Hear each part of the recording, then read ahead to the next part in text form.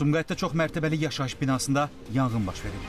Hadisə şəhərin 6-cı mikrorayonunda yerləşən hündür mərtəbəli yaşayış binalarının birinin 2-ci mərtəbəsində qeydə alınıb. Əraziyə dərhal Fövqəladə Hallar Nazirliyinin Dövlət Yanğından Mühafizə Xidmətinin canlı qüvvəsi və texnikaları cəlb olunub. Yanğın qısa müddət ərzində söndürülüb və ətrafdakı evlərə keçməsinin qarşısı alınıb. Polis əməkdaşları tərəfindən isə ərazidə təhlükəsizlik tədbirləri görülüb.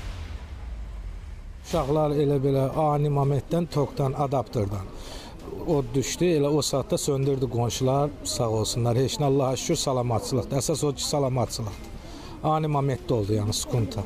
Özümün təzyiqim qalmışdı, sağ olsunlar. Həkimlər dərman edib, hər şey qaydasındadır, Allaha şükür. Hadisənin baş vermə səbəbləri araşdırılır.